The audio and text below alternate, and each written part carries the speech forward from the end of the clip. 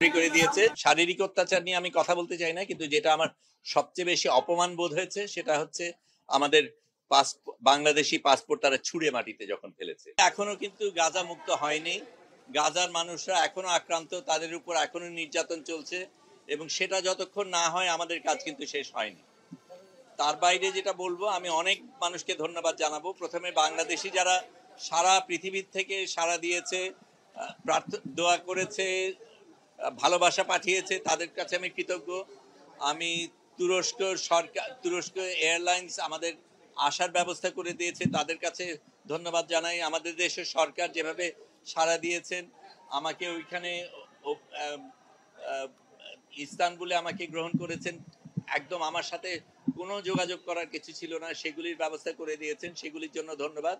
কিন্তু আবারও আমি বলবো যে আমাদের আসল সংগ্রাম বাকি আছে।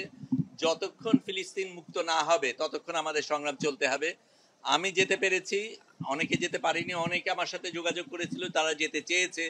আমি মনে করি আরো হাজার এরকম ফ্লোটিলা যাওয়া দরকার, এবং যতক্ষণ না ফিলিস্তিন মুক্ত না হবে আমাদের এই সংগ্রাম চালিয়ে যেতে হবে। আমাদের উপর নির্যাতন গেছে, কঠিন সময় গেছে, কিন্তু গাজাবাসীদের উপর যা হয় তার তুলনায় আমাদেরটা কিচ্ছু না। যেই জিনিসগুলি হয়েছে সেটা প্রথমে আমাদের একেবারে শুরু থেকেই যেই জিনিসগুলি ছিল, একেবারে প্রস্তুতির দিক থেকে অনেকগুলি সতর্কতার ব্যাপার ছিল, নিরাপত্তার ব্যাপার ছিল, অনেক কিছু আপনারা জানতে চেয়েছেন, আপনাদের জানানো যায়নি নিরাপত্তার কারণে, কিন্তু আমাদের একটা স্ট্র্যাটেজিক্যালি চলতে হয়েছে।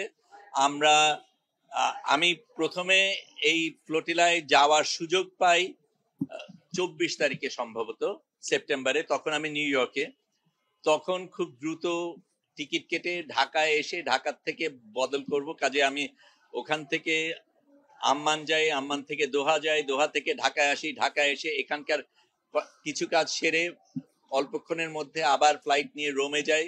রোমের থেকে আমরা যেখানে যাওয়ার কথা ছিল 28 তারিখ সন্ধ্যার মধ্যে আমাদের ব্রিন্দিসি বোধহয় জায়গাটার নাম, হ্যাঁ ব্রিন্দিসি, ওখানে পৌঁছানো সম্ভব ছিল না এই সময়ের মধ্যে। কাজেই যেটা করি, রোম পর্যন্ত যাই, রোম থেকে আবার রাতের বাস নিয়ে 10.5 ঘন্টা গিয়ে লেচ্ছেতে যাই, সেখান থেকে আরেকটা বাস নিয়ে ট্রেন স্টেশনে যাই, ওখান থেকে ট্রেন যাত্রা করে আরেকটা বাস নিয়ে বাকি পথ হেঁটে ওখানে আমি 29 তারিখ সকালে পৌঁছাই।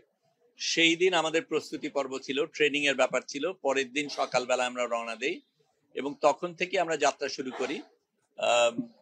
তারপরে আমাদের আগে ছোট 8টা ফ্লোটিলা রওনা দিয়েছিল, তারপরে আমরা রওনা দেই। এটা ছিল সবচাইতে বড় ফ্লোটিলা পুরো সবকিছুর মধ্যে, অনেক বড় অন্যদের থেকে। এবং আমাদের প্রধান এর মধ্যে আরোহী ছিল সংবাদকর্মীরা এবং স্বাস্থ্যকর্মীরা, এবং আমাদের ইচ্ছা করেই সেটা করা হয়েছিল, কারণ এই কর্মীদের উপরে সবচেয়ে বেশি আক্রোশ ছিল ইসরায়েলে, সবচেয়ে বেশি হত্যা করা হয়েছে এই সংবাদকর্মী এবং স্বাস্থ্যকর্মীদের। কাজে আমরা সেটার প্রতিবাদে গিয়েছি, এবং যদিও আমাদের সাথে ত্রাণ ছিল, ত্রাণ দেবার উদ্দেশ্যে না, আমরা যাতে ওদের উপর বোঝা না হই সেই কারণে আমরা নিয়ে গিয়েছিলাম। কিন্তু যেটা আমাদের খারাপ লেগেছে সেটা হচ্ছে এই ত্রাণগুলি ইসরায়েলিরা নিয়েছে। কিন্তু আমার কাছে যেটা সবচেয়ে বেশি, শারীরিক অত্যাচার নিয়ে আমি কথা বলতে চাই না, কিন্তু যেটা আমার সবচেয়ে বেশি অপমান বোধ হয়েছে সেটা হচ্ছে আমাদের বাংলাদেশি পাসপোর্ট তারা ছুঁড়ে মাটিতে যখন ফেলেছে।